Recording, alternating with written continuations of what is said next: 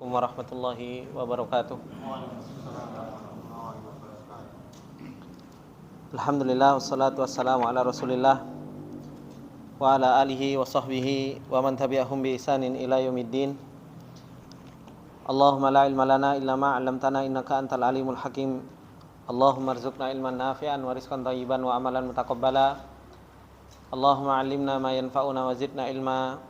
Rabbi syrah li sadri wa yassir li amri wahlul 'uqdatam min lisani yafqahu qawli. Rabbi zidna ilma warzuqna fahma. Ikhwani fillah rahimani wa rahimakumullah jami'an. Alhamdulillah, puji dan syukur kembali kita panjatkan kepada Allah Subhanahu wa taala atas segala nikmat yang Allah Subhanahu wa taala limpahkan kepada kita semua.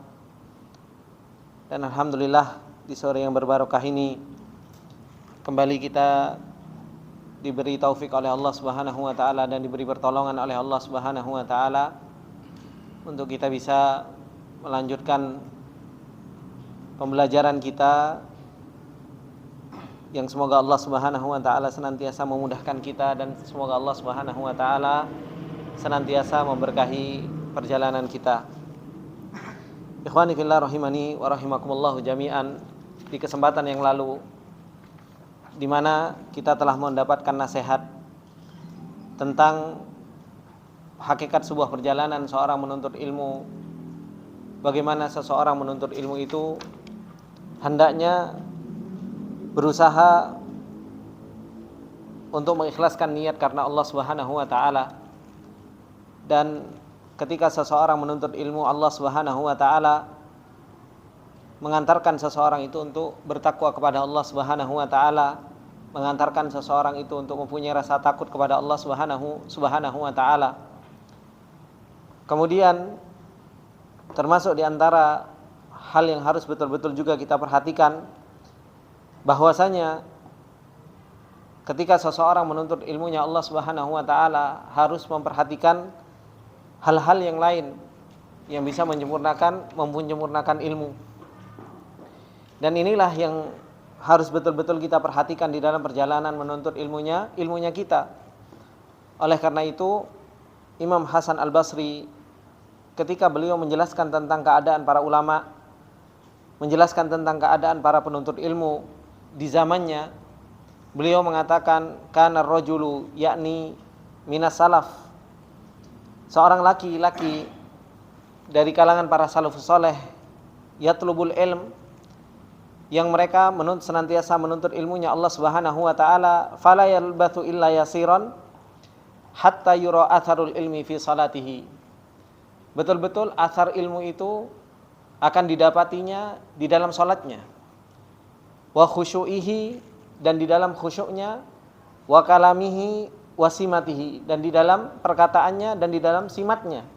Ini seorang penuntut ilmu di zamannya Hasan Al-Basri. Kelihatan orang-orang yang mereka menuntut ilmunya Allah Subhanahu wa taala itu kelihatan di dalam athar salatnya, khusyuknya, begitu pula di dalam perkataannya, begitu pula di dalam simatnya.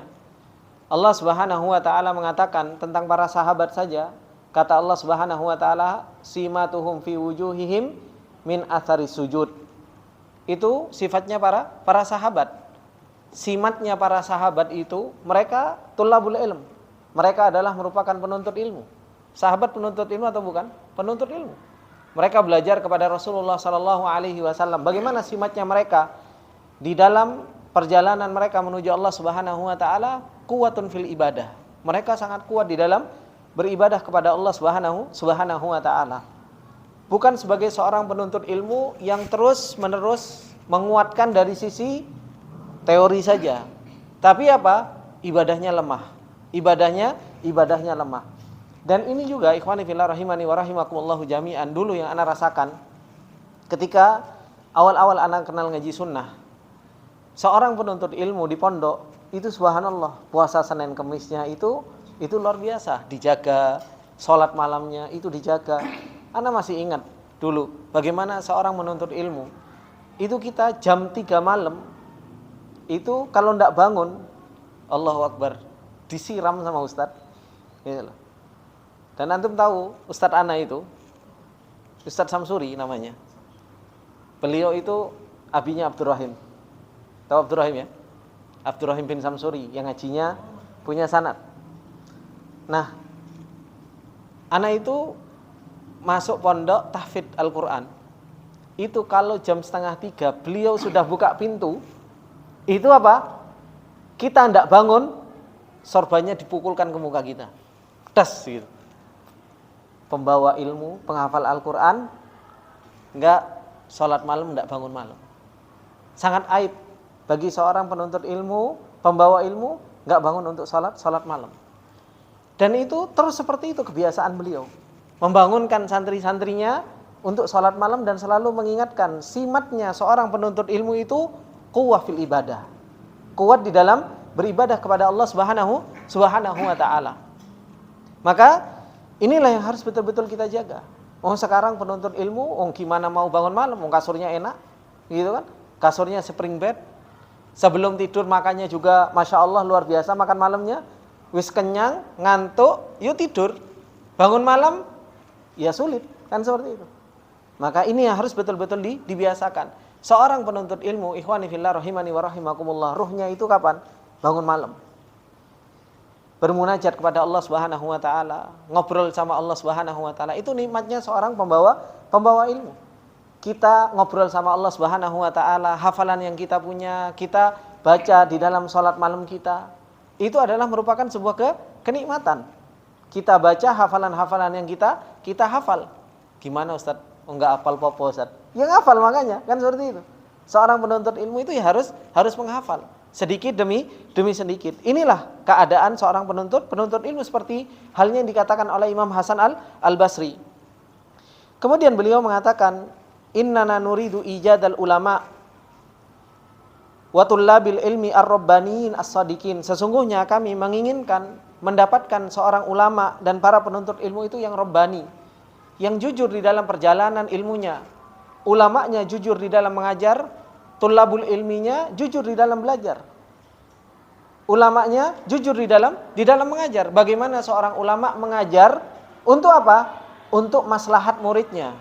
Untuk maslahat muridnya, bagaimana muridnya mendapatkan ilmu yang nafi, bagaimana ilmunya mereka menjadi ilmu yang bermanfaat. Tullabul ilminya juga jujur di dalam perjalanannya, betul-betul ingin mendapatkan ilmu yang nafi.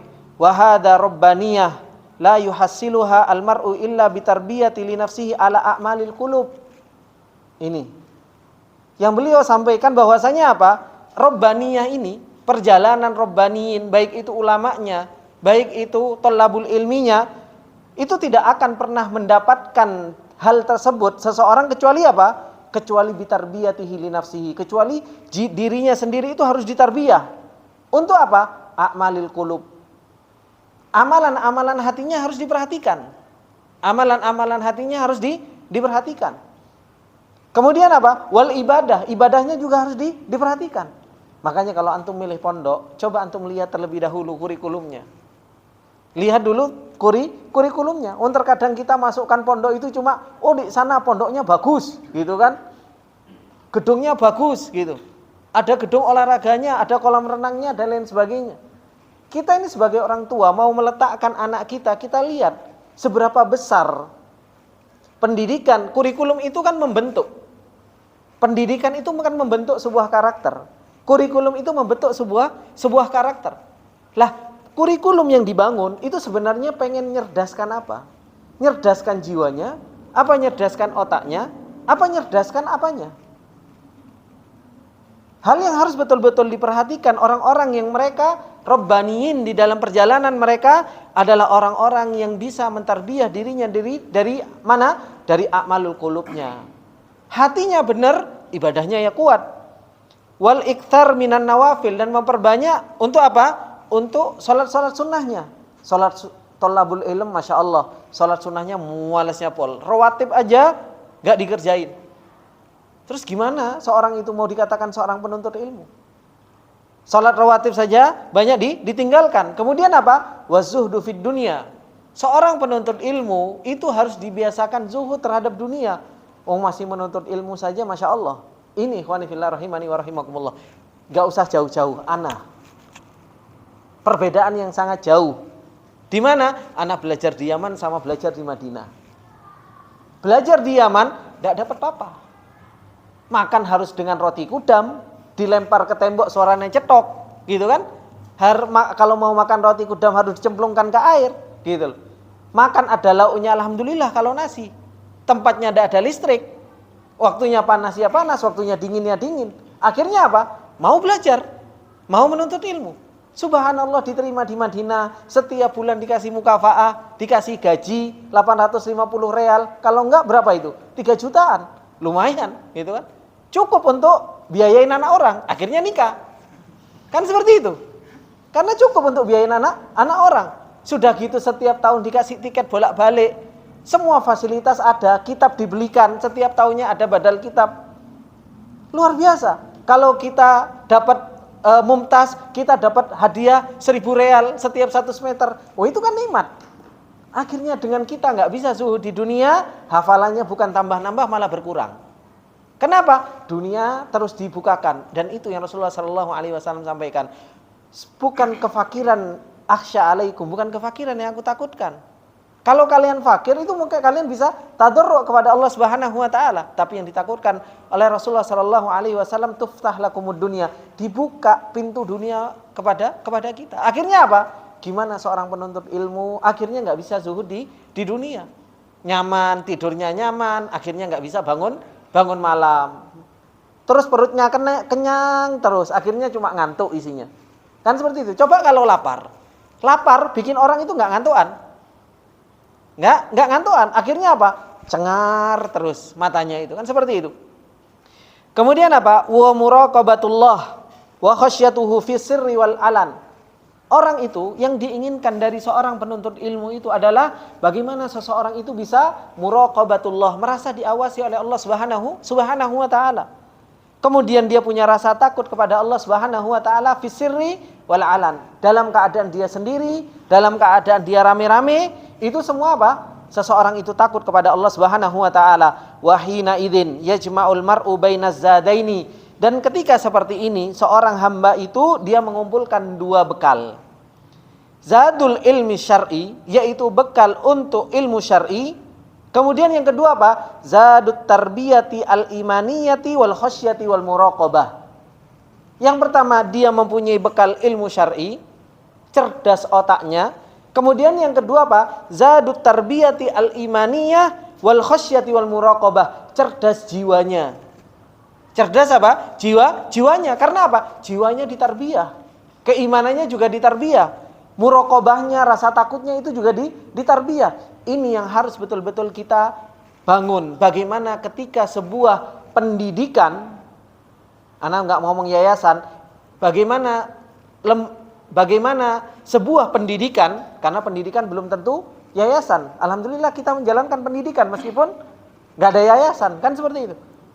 Itu harus apa? Harus mencerdaskan jiwa dan harus mencerdaskan apa? Mencerdaskan akal.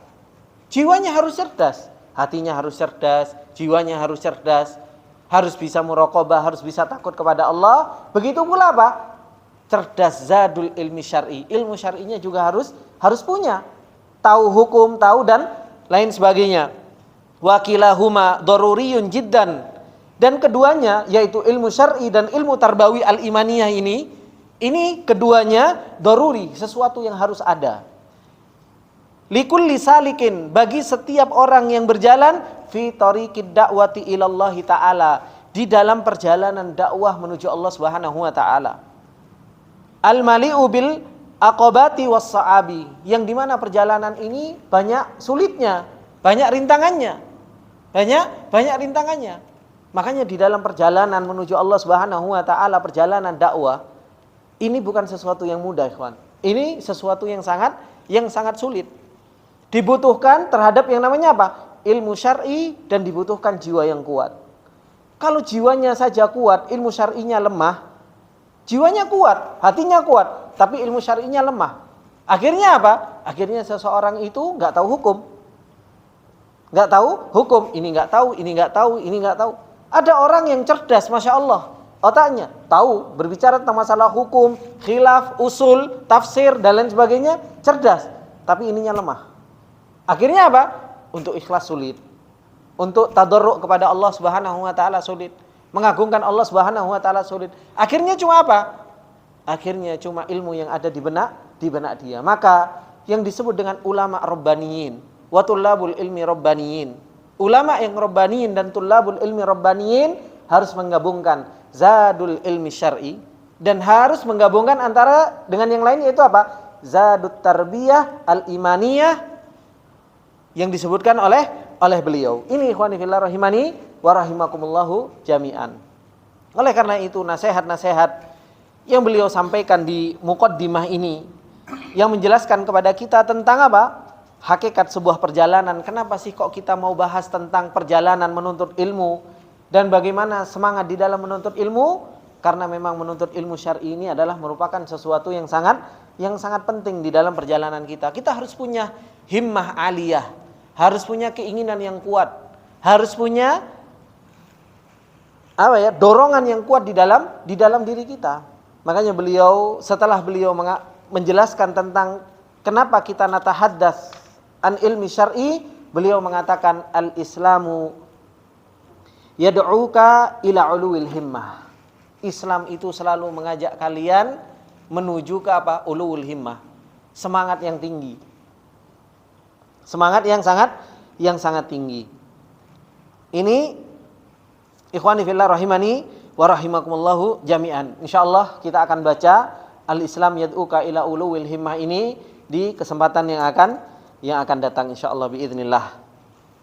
Baik, insyaallah kita cukupkan nasihat untuk talabul ilmi ini sampai sekian dulu dan kita tutup dengan doa kafaratul majlis. Subhanakallahumma bihamdika asyhadu an la ilaha illa anta astaghfiruka wa atubu ilaik. Assalamualaikum warahmatullahi wabarakatuh.